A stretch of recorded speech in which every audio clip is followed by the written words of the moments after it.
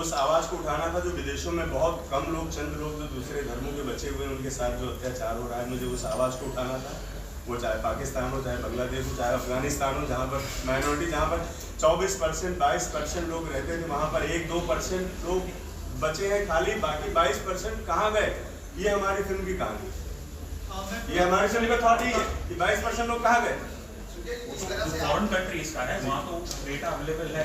हाँ जी, तो हर न्यूज़ में आता ही है। जी बिल्कुल, इसलिए जरूरी डेटा सर आपके पास यहाँ पर, सर डेटा यहाँ पर आपके पास हाई कोर्ट, सुप्रीम कोर्ट में इतना भरा हुआ है, जिस बेस पर मैंने फिल्म को बनाया हुआ है कि ऐसी 2-4 हज़ार फिल्में बन जाएंगी। इतना डेटा, इतना मानवाधिकार के पास इतना डेटा भरा हुआ है। मैंने उन्हीं से रेफरेंस लिया है और ग्राउंड लेवल पर जाकर उन चीज़ों को चेक किया है, तब मैंने फिल्म में उसको रखा है। मैंने विशेष तौर पर मानवाधिकार आयोग और जो हाई कोर्ट, सुप्रीम कोर्ट में सबमिट की गई हुई याचिकाएं हैं, मैंने उनके आधार पर काम किया है और इस फिल्म को मैंने बनाया। तो इसलिए जो हमारे टच नहीं करती, इन सारी चीज़ों को टच करती है। विदेशों में जो हो रहा है उसको भी टच करती है, और उसके बाद वही जो माइनॉरिटीज यहाँ पर आती है उसके साथ क्या हाल हो रहा है, और रोहिंग्या आते तो उनके साथ क्या हाल है। जो वहाँ के लोग आते हैं, चूंकि बहुत गिने चुने चंद लोग, उनका कोई वोट बैंक है नहीं, तो उनको कचरे में फेंक दिया जाता है। लेकिन जो वहाँ से जो लोग आते हैं, जिनके पास एक पहनने के लिए कपड़ा है, इनके पास एक लोटा है, गरीब लोग हैं, एकदम निर्धन है, लेकिन फिर भी उनको नमाज जैसा बनाया जा रहा है, यहाँ पर बिठाया जा रहा है। और उसके बाद उनको जब सरकारी सहूलियत मिल जाती है, वही लोग पूरे देश में क्या करते हैं ये बताने की जरूरत नहीं है। आप लोग मीडिया के लोग हैं, सबके पास आंकड़े मौजूद हैं। चुनाव से पहले इस फिल्म से क्या मतलब है? क्योंकि ये फिल्म कहीं ना कहीं प्रोपेगेंडा की तरह नहीं करती है। चुनाव इसके बाद भी तो होंगे, इस फिल्म के रिलीज के बाद भी तो चुनाव होंगे, तब क्या करोगे आप? इसके बाद इस देश में हमेशा चुनाव होते रहते हैं। अभी तो आगे चुनाव होने वाले, मान लो इलेक्शन की बात तो इसमें करना ही बेकार है। मैं रिवोल्यूशन की बात कर रहा हूँ सर। डिले हो गई थी बिकॉज़ इलेक्शन कमीशन जो कोड ऑफ कंडक्ट, हाँ जी, उसके अनुसार आप इलेक्शन से कुछ 1 महीना पहले और कुछ शायद 1 महीने बाद आप ऐसी फिल्में नहीं दिखा सकते। मेरा ये मानना है ये कुछ नहीं है, ये सिर्फ जो अपोजिशन है उनका एक फंडा है कि किसी तरह इस फिल्म को रोक दिया जाए। मैं कह रहा हूँ इलेक्शन के बाद भी आएगी तो बात तो वही होगी ना। हम इलेक्शन से 3 महीने पहले फिल्म को रिलीज करना चाह रहे हैं, हमको इलेक्शन से मतलब नहीं, हमें मतलब है कि हम जो मेरा टारगेट ओरिएंटेड जो हमारा ऑडियंस में वहाँ तक पहुँचूँ, और हमारे जो पैसे लगे हुए हैं वो भी वापस आए, क्योंकि ब्याज में लिया हुआ पैसा है, कई करोड़ ब्याज में लिया हुआ पैसा है। ऐसी बातें सुनने में आती, तो इस पर भी हम लोग क्यों नहीं कभी सवाल उठाते कि पूरे देश दुनिया में जिस कानून की जरूरत है, हमारी फिल्म सीए एनआरसी कानून का सबसे बड़ा पक्षधर हमारी फिल्म है। हम उस आवाज को लेकर आ रहे हैं कि क्यों जरूरत पड़ी इस कानून की, और जो संसद में अगर माननीय अमित शाह जी ने जो बोला है, जो बात किया है, वो इतना दर्दनाक क्यों है, उसकी वजह मैं दिखा रहा हूँ इस फिल्म में ना, और वो ऑथेंटिकल है। वो वजह सब आप लोग भी जान सकते हो, अगर आप देश दुनिया देखना चाहते हो तो वो चीजें आज भी आपके आसपास मौजूद है। तो मैं ऐसा नहीं कह सकता इलेक्शन में मुझे कोई इलेक्शन थोड़ी लड़ना है कि मैं वहां जाके चुनाव लड़ने लगूंगा। विपक्ष की मैं नहीं बात करता हूँ सर, मैं कह रहा हूँ पॉलिटिक्स, इलेक्शन से इस फिल्म का क्या लेना देना है। ना हम कोई राजनीति कर रहे हैं, ना हम इलेक्शन लड़ने जा रहे हैं, ना बीजेपी ने फंडिंग की है कोई कि मैं उसको फायदा पहुंचाने जा रहा हूँ। अगर बीजेपी फंडिंग करती तो हम लोग साल भर पैसे मांगने के लिए नहीं घूमते रहते कि भैया फिल्म के पैसे दो हमको। और अगर फिल्म में हमने फंडिंग विदेशी बीजेपी की फंडिंग होती, आरएसएस की फंडिंग होती, तो ये पिक्चर 500 करोड़ की बनी होती। इस फिल्म में अक्षय कुमार, सलमान खान जैसे लोग होते। हम न्यू कुमार थिएटर आर्टिस्ट को लेकर फिल्म नहीं बनाते सर। आप इस बात को भी समझिए, मेरी दर्द को समझिए आप। फिल्म के प्रोड्यूसर से कहना चाहूँगा सर, आपसे जानना चाहूँगा इस तरह के जो सब्जेक्ट है उसको बैक करना कितना इम्पोर्टेंट है, और क्या कहना चाहेंगे जब आपको पहली बार इसके। मैं पहले वसीम रिजवी और शिया सेंट्रल वक्फ बोर्ड उत्तर प्रदेश का 4 बार अध्यक्ष रहा, 2 बार दर्जा राज मंत्री रहा, और कुछ स्थितियां ऐसी आई, चाहे वो राम मंदिर का इशू हो, उसमें भी मैं पक्षकार, और ऐसा टकराव पैदा हुआ जिस धर्म से मैं ताल्लुक रखता था, इस्लाम से, तो मुझे इस्लाम से निकाला गया। मैंने सनातन धर्म को इख्तियार किया। अब मैं जितेंद्र नारायण सिंह। ये इशू जो है ये हमारी film the diary of West Bengal का है, और इस इशू को हम उससे नहीं जोड़ना चाहते, वो दुनिया जानती है। देखिए, the diary of West Bengal एक एक ऐसी फिल्म है, आप इसको एक बंगाल से जोड़कर नहीं देख सकते। ये एक पूरे देश की समस्या है जो बंगाल से पैदा की जा रही है, बंगाल में पैदा करके उसको परवरिश दी जा रही है। वो है रोहिंग्या,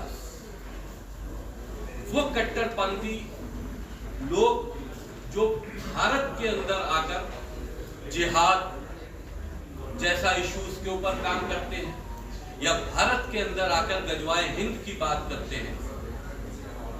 उस तरह के इश्यूज के ऊपर हमारी ये फिल्म है the diary of West Bengal, जो उसको एक्सपोज करती है।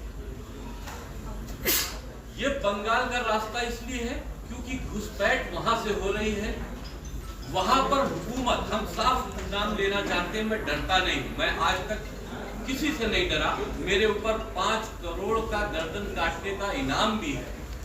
वो इसी बात पर है कि मैंने जिस धर्म में मैं था, मैंने उस धर्म को आगे रिफॉर्म करने की बात कही कि हमारे बच्चों का फ्यूचर इस कट्टरपंथी मानसिकता में नहीं है, इसको रिफॉर्म करो, नई चीजें लाओ जिससे हमारे बच्चों का भविष्य बने, ना कि हम उन पे दाढ़ी और टोपी रखकर उनको एक कट्टरपंथी मानसिकता का व्यक्ति बना दे जो जिहाद के लिए लड़े। देश के लिए लड़ने की बात अगर पड़ती है तो देश के लिए लड़ने के लिए सामने आओ। जिहाद क्या होता है? पूरी दुनिया जिहाद जैसे बीमारी से ग्रस्त है, ये प्रॉब्लम है। लेकिन जब इस फिल्म को हम बना रहे थे तो हमने इस पर रिसर्च की। इश्यूज ये आए कि ममता की हुकूमत जो बंगाल में है वो वही काम कर रही है जैसे कि कश्मीर में हुआ। आज वहां के हालात इतने खराब क्यों हैं? रोहिंग्या वहां आते हैं, वो एक आबादी बनाकर रहते हैं, उनको सरकारी सहूलियतें दी जाती हैं, उनके आधार कार्ड, पैन कार्ड, सारी चीजें बनाई जाती हैं और उनको इंडियन नेशनलिटी देकर जब वो इस लायक हो जाते हैं कि पूरे देश में मूवमेंट कर पाए तो वो बंगाल छोड़कर पूरे देश की तरफ फैलते हैं। ये है बंगाल में रोहिंग्या का वो पैटर्न जिस पर ममता इन्वॉल्व है। ममता की राजनीति खाली बंगाल में हिंदुओं को नुकसान नहीं पहुंचा रही, बंगाल को बारूद का ढेर उन्होंने हिंदुओं के लिए सिर्फ नहीं बना रखा, वो देश के लिए खतरा है। ममता जैसी हुकूमत जो रोहिंग्या के रहबो करम पर चल रही है, जो विदेशी कट्टरपंथी इस्लामिक संगठनों के पॉलिसी को अडॉप्ट किए हुए हैं, ये उनकी वो राजनीति खाली बंगाल के लिए नहीं है, देश के लिए है। हमने इस फिल्म के माध्यम से वो सवाल पैदा किया है जिसको आम प्रोड्यूसर, आम डायरेक्टर या आम कलाकार करने को तैयार भी नहीं होता। हमारे कलाकारों ने जिन्होंने इसमें एक्ट किया है, उन्हीं ने भी हिम्मत का काम किया है। क्योंकि जब भी हम किसी से बात करते थे, स्टोरी बताते थे, लोग डर जाते थे, नहीं क्यों?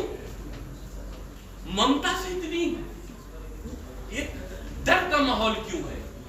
हमने सिर्फ नाम एक्सपोज किया था कि हम डायरी ऑफ वेस्ट बंगाल बना रहे हैं तो हमारे ऊपर, हमारे डायरेक्टर साहब के ऊपर FIR हो गई। हम किसी FIR से नहीं डरते, न मौत से डरते हैं, इस तरह के फतवों से भी नहीं डरते जो फतवा हमको मिला।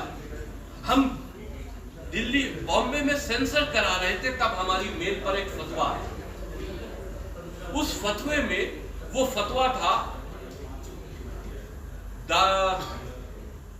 जामिया दारुल उलूम कराची पाकिस्तान का।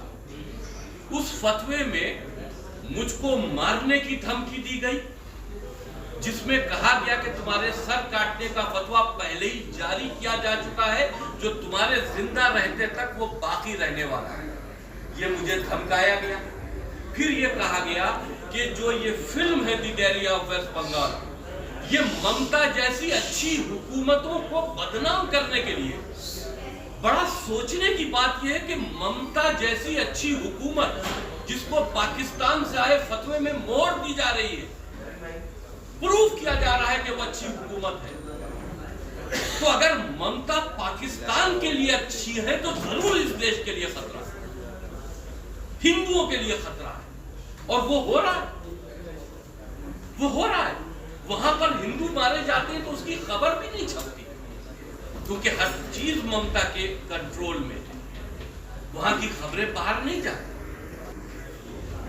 और तुम इस फिल्म को रिलीज करते हो तो चेतावनी है, तुम बड़े नुकसान में जाओ।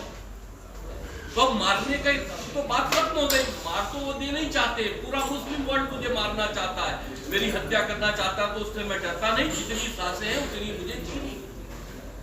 तो अब इस फतवे को हम क्या माने?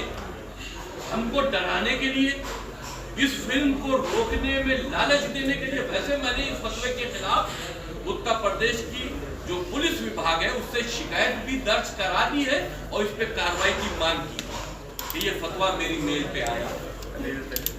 तो इस तरह के फतवों से हम डरने वाले नहीं, लेकिन फतवों से डर लगता है। ये फतवा हो सकता है कि सेंसर बोर्ड को भी आया हो सकता है कि आज हमारी फिल्म का अप्रूवल दे चुके हैं, स्क्रीनिंग के बाद फिल्म का अप्रूवल दे चुके हैं, लेकिन सर्टिफिकेट रोके हुए हैं। उसकी वजह क्या है ये अभी मुझे मालूम नहीं, ना उन्होंने लिखित तौर पर यह सर्टिफिकेट देने की बात बताई है कि हम क्यों रोके हुए, लेकिन उनके नियम के अनुसार सर्टिफिकेट उनको मैंने 27/12/2023 में एप्लीकेशन मूव की और हमारा अप्रूवल नोटिफिकेशन इलेक्शन के आने से पहले ही वो दे चुके थे। तो सर्टिफिकेट क्यों नहीं दे रहे हैं ये उनको बताना हमको लिखित तौर पर चाहिए। अगर वो कंसीडर कर रहे हैं कोड ऑफ कंडक्ट को तो वो भी हमें इन्फॉर्म करना चाहिए।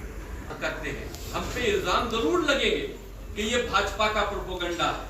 भाजपा का प्रोपोगंडा होता तो भाजपा से फंडिंग भी होती और हम किसी बड़े एक्टर को लेकर इस फिल्म को बना रहे होते। हमने मंझे हुए एक्टर जरूर लिए हैं जो किफायती पैसों में मेरे साथ काम करने आए, वो मंझे हुए एक्टर हैं जो बड़े एक्टर से भी अच्छी एक्टिंग करना चाहते हैं।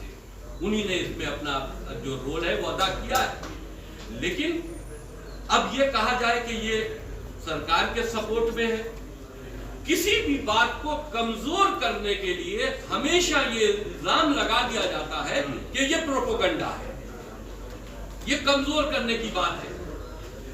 जब आप किसी की सच्चाई बता नहीं सकते, संदेश खली में जो हुआ, शाहजहां शेख जैसे बंगाल के अंदर एक नहीं है, 20 शाहजहां शेख हैं जिनका वहां एम्पायर चल रहा है, जो बंगाल में इस्लामिक शरीयत के कानून को भी अपने अपने क्षेत्रों में लागू किए हुए हैं। हमने खुद देखा वहां पर हिंदू किस डर और दबाव में रह रहा है, ये देखने वाली बात है। और अगर ऐसे समाज, ऐसे मुद्दों को हम सब नहीं लाएंगे तो फिर इसको दिखाएगा कौन अगर सब डरेंगे। प्रोड्यूसरों को एक तो डरना नहीं चाहिए, और सर्टिफिकेट अगर रोका गया है इसमें एक वजह हम ये भी आज खुले तौर पर आपसे कह दे कि हो सकता है कि फिल्म इंडस्ट्रीज के ऊपर जिनकी मोनोपोली है खान ब्रदर्स, हो सकता है खान ब्रदर्स की भी इसमें एक्टिविटीज हो। जब बात आप लिखित तौर पर हमको स्पष्ट नहीं कर रहे हैं तो हम कुछ भी सोच सकते हैं। पाकिस्तान का दबाव है, ममता का दबाव है या खान ब्रदर्स का दबाव है? किसके दबाव में हमको फिल्म रिलीज करने के लिए वक्त पे सर्टिफिकेट इशू नहीं किया जा रहा है? देना तो पड़ेगा क्योंकि आप अप्रूवल दे चुके हो, आज नहीं दोगे कल दोगे, लेकिन वक्त पर क्यों नहीं दे रहे हो ये एक सवाल है। तो सीधी सी बात यह है कि फिल्म एक सामाजिक इशू के ऊपर है। हिंदुओं के साथ में बंगाल में जो ममता की हुकूमत अब कर रही है, पहले भी होता था लेकिन जो अब कर रही है वो खतरनाक है, और हिंदुओं की चिता बनाने की वहां तैयारी हो रही है, ये मैंने खुद देखा। और इसमें ममता की हुकूमत पूरी तरह से इन्वॉल्व है। मैं इसको खुले तौर पर कह सकता हूं, वो FIR करेंगी, मुझे कोई डर नहीं। हक बात बोलना अगर गुनाह है तो वो गुनाह हमने हमेशा किया है और मैंने हमेशा हक बात ही बोली है, और इससे किसी को तकलीफ होती है तो उसकी हमें परवाह नहीं। हिंदुओं का शोषण हो रहा है, उनके दुख और दर्द को फिल्मी प्लेटफॉर्म पर दिखाना चाहिए, इस सोच के साथ में हमने इस फिल्म को बनाया है। और हम अपने सारे जो किरदार निभाया है जिन लोगों ने, हम उन सबको बधाई देते हैं कि ये सब भी बहुत बहादुर लोग हैं जिन्होंने इस फिल्म का पार्ट फतवा देने वाले को पकड़ना चाहिए, चाहे वो पाकिस्तान में छुपा क्यों ना बैठे। अजीत जी, आपसे जानना चाहेंगे क्या सोच के आपने इस टॉपिक को सुना, ऐसा क्या लगा कि आपको ये काम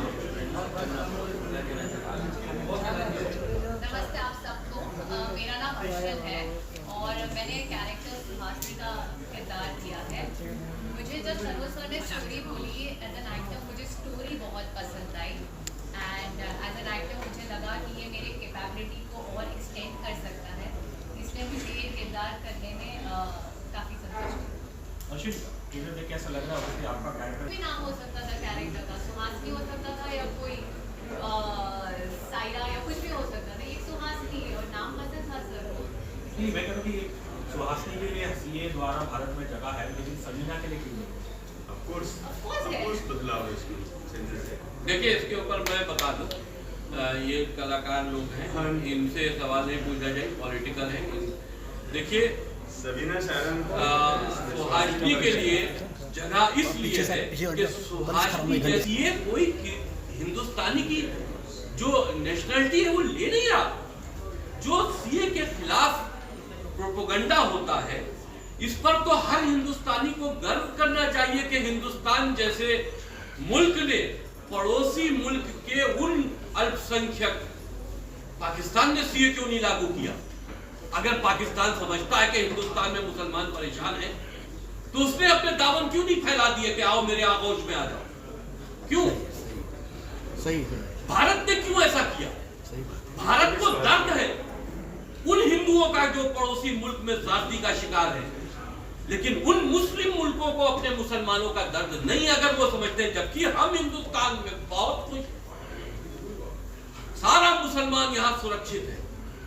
वो हालात नहीं है। जब पार्टीशन हुआ था तो यहाँ जो मुसलमानों की संख्या थी, अगर आज आप देखें तो वो बहुत ज्यादा हो चुकी है और कुछ दिन के बाद ये अल्पसंख्यक नहीं रहेंगे, ये अल्पसंख्यक स्टेटस से बाहर चले जाएंगे और कई स्टेट में जा चुके हैं।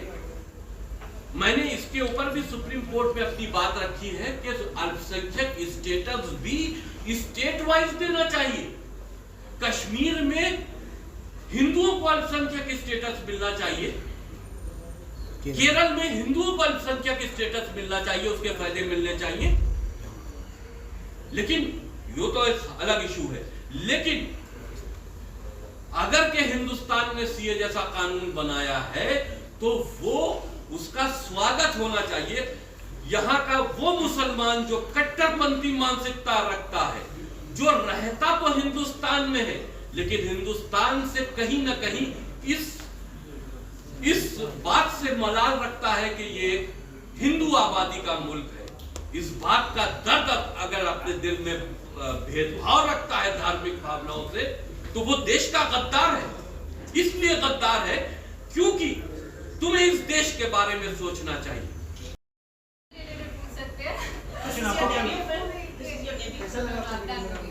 Ashwin, what do you think this kind of a film can do for your career?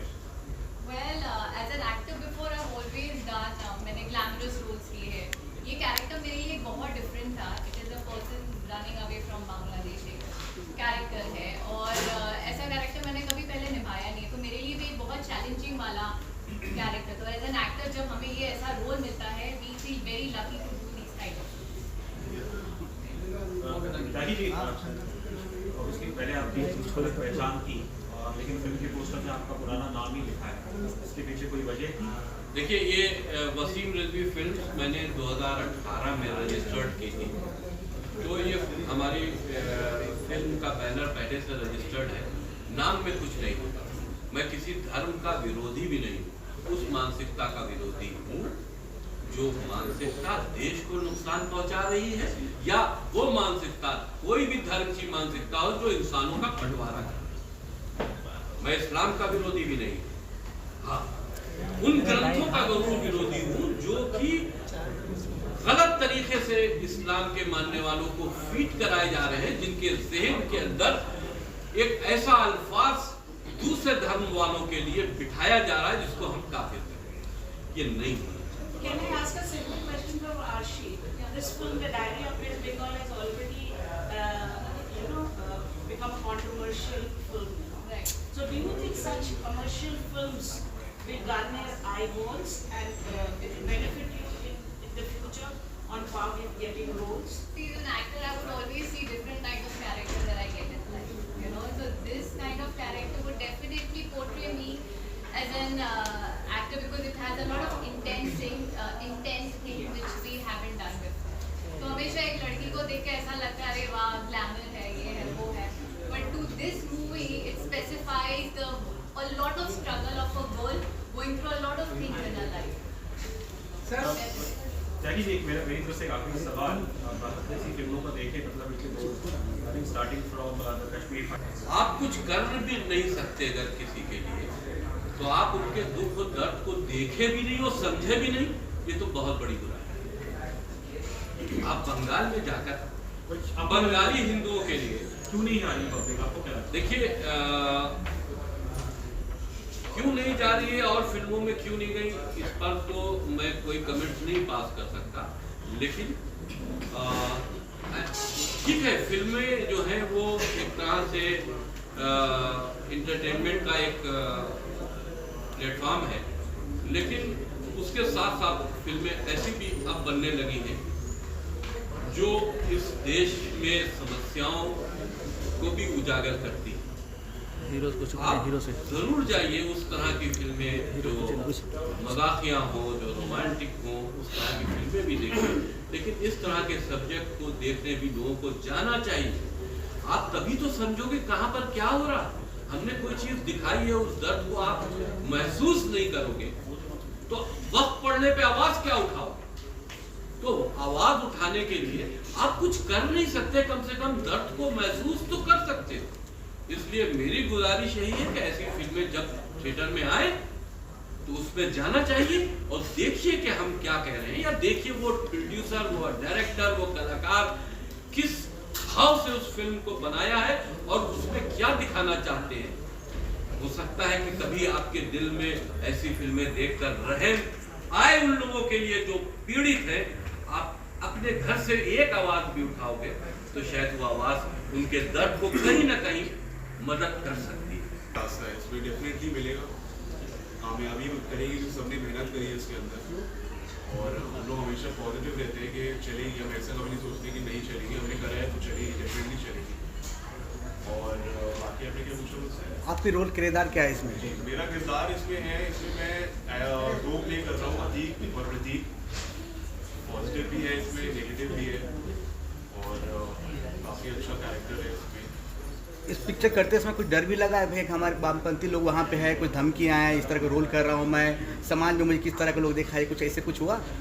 ऐसे धमकी तो हमें नहीं आई, वी आर एक्टर्स, तो हमारा काम फोकस रहता है एक्टिंग में। पॉलिटिकली हम लोग नहीं है इन्वॉल्व इसमें, और पर्सनली मैं भी, हम लोग कभी मैं इन जनरल भी कोई हिंदू, मुस्लिम, सिख, ईसाई उस पर नहीं जाता हूँ।